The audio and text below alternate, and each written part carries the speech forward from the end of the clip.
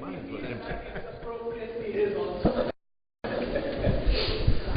ladies and gentlemen, welcome to the first afternoon session. This is going to be the second panel discussion. I don't think so. Oh yes, it's working. It's working? Yeah. But you have to keep push to it. Is it working? Yes. It is. The way we are going to run this panel is as follows. I make a short statement, very short, and introduce my panelists, who are extremely well known to everybody, so they don't need much of an introduction, and then request each one of them for a maybe 7-minute presentation, and then we'll open the panel for discussion. First, I'd like to thank Bani Haq for getting me back, for getting me involved once again in North-South Roundtables. Bani, you can't imagine how many memories I have associated with this. I first joined the group in 1979. I believe that's when created. And Mahbub, and I had been working with Mahbub for 5 years, and we had shared a number of, he had shared with me a number of things that he was working on. And listening to what was being said today about some of the things that Mahbub had done, I thought I'd just mention two other things people have not talked about. And in fact, they had very profound impact on some of the early thinkings about development. Bani would recall that Mahbub was doing work on two things at the time he joined bank. One of them was he was estimating the cost of he was estimating the burden of colonialism, and he was developing the thesis that there is entitlement on the part of the countries that had suffered from colonial rule to get back something from their former colonies. And he was very excited about some of his calculations, and that not many people know.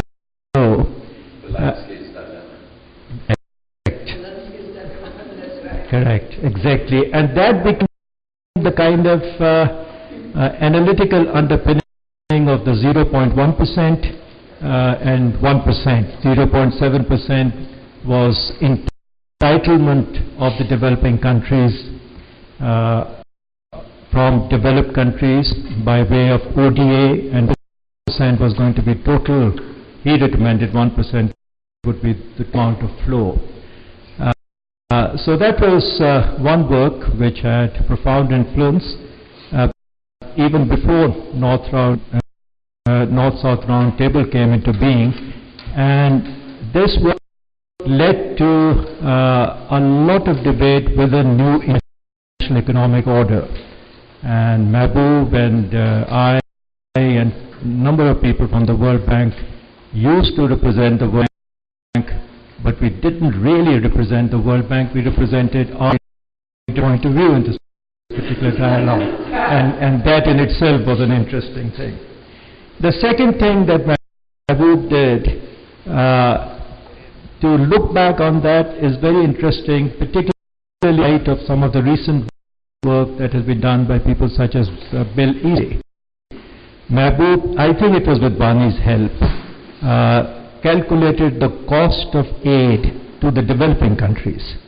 And he had some very interesting calculations, which is how much of aid was returned to the givers by way of fees, consultants and so on, and how much was actually received, which is kind of reverse of what Easterly and so on are doing. So that also, in those days, was something that was talked about quite a lot.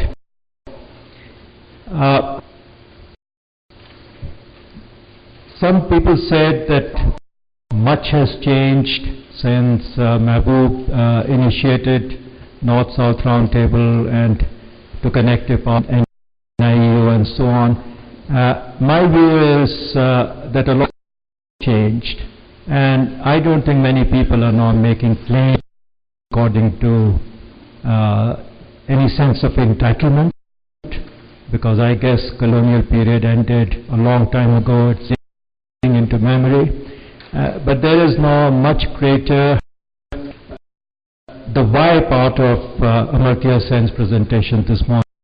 He said why and how, and why is now being increasingly explained in terms of globalization. The world is a small village. What happens in one part has an impact on and so on.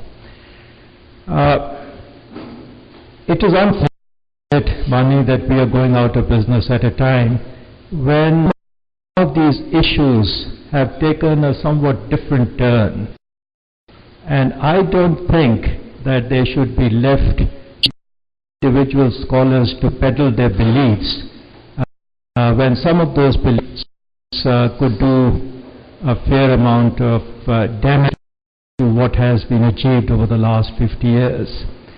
I am referring to the work that has been recently by two scholars in particular, both of whom know very well. One is Bill Easterly and the other is Paul Collier.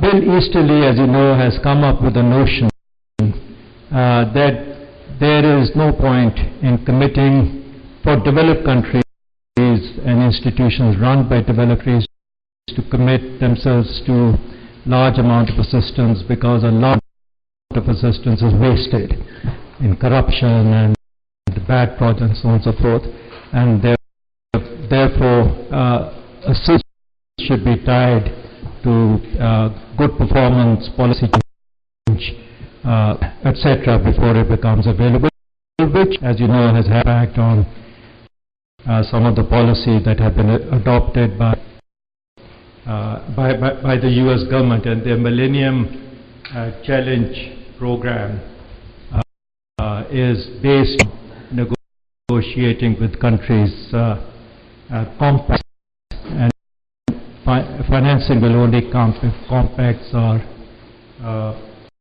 executed according to their original design. I've recently read, very recently in fact, Paul's very interesting book, to have military wherewithal to go into the countries where civil strife has now entered a kind of a cyclical thing, that it happens for X number of years, then it becomes